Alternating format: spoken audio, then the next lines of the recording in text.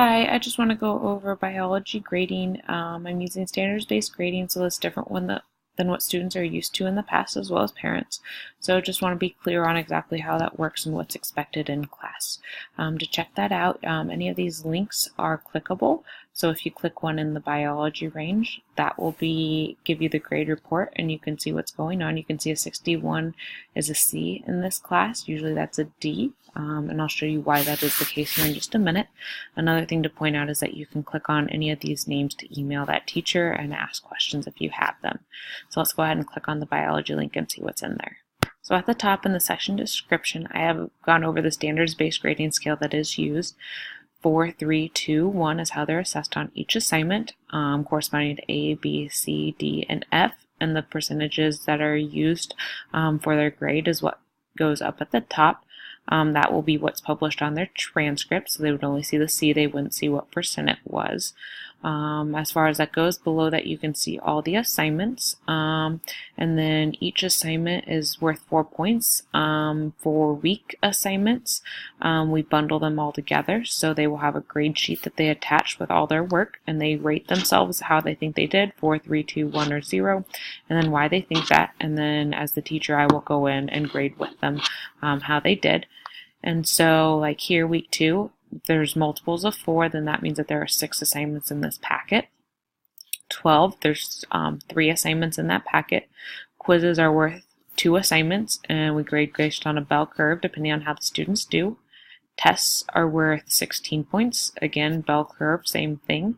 Some assignments are bigger projects, so like the CFK booklet, it was graded on kind of like 4 separate categories. It had some different things on it. Same with the proposal. It had some different categories that we rated students on, and they were aware of what that was. If I leave comments on an assignment, you can click. It'll have a 0 with an underline or a 7 underline. You can click those blue links, and it'll tell you the comments that I've left on that individual assignment. If these links are blue, it means there's a description of what that assignment is and what was involved in it. So taking a look, let's go back up to the top and let's go over how do they earn the 4, 3, 2, 1. So I'm going to start with a B because that's kind of the baseline. That is, they're doing exactly what's asked, nothing more. They're just showing that they know it, not that they can really apply it. So for example, if I give a notes assignment, I might require that the students just do vocab and the key questions. Those are the bold things in the book. They just write those in their journal. They write the word and definition. They write the key question and the answer. They get a 3 on it. To go above and beyond, that's kind of their use of how they want to show that they know it. Some kids like to draw, so they will do artwork to show that they understand the concept. Some kids like to write more, so they'll go in and actually read the text and write more details, more than just the key questions or vocab words. Some students like to write summaries at the end to showcase that they kind of get the understanding of what's going on. And those certainly aren't limited to those options, but those are probably the most common things I see for going above and beyond. If they were to go the other way, below a 3, that would be something that's maybe not quite complete. It's almost there. It's over 50% complete, but not 100% complete. Or that they've got about 50%, but not quite close enough to that, like 90% correct. So they've got a little bit of work to do to fix it. 1 meaning that they've just started to show that that they're doing the material. They're missing a lot, but they understand at least a little bit, probably about that 25% up to that 50%. And then F meaning that they're below 25% correct. They just don't get it. They don't understand it. They need to do a lot of work to fix it. So within that, each of these assignments that I grade, they are allowed to redo their work. What that means is that I give them feedback when they turn it in that week. We go over it together, and then they can go back and fix it. But the ownership is on them, and that they need to come talk to me to get it regraded. So they will have to set up a time. They can either email me, hey, I want to set up a time, or they can come talk to me. I have a sign-up sheet in class that they can use.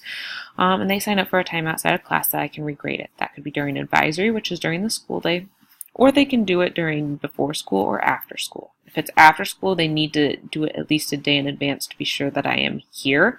Otherwise, I can't guarantee that I don't have another commitment after school, a meeting, an appointment, something else that I need to do. So that is available to them.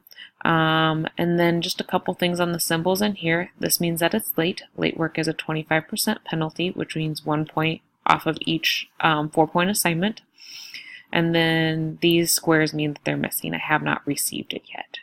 So those are kind of the key features that you can use to kind of help you understand the grading scale in here. The whole reason for doing this grading scale is just to push everyone to do work at their highest quality that they are capable of. Really pushing them to reach beyond what I'm expecting if they're capable of that, or if they're not, just reaching for it. These are the minimum requirements to show that you understand it. Hope you find that helpful. If you have any further questions, feel free to email me. Thanks for watching.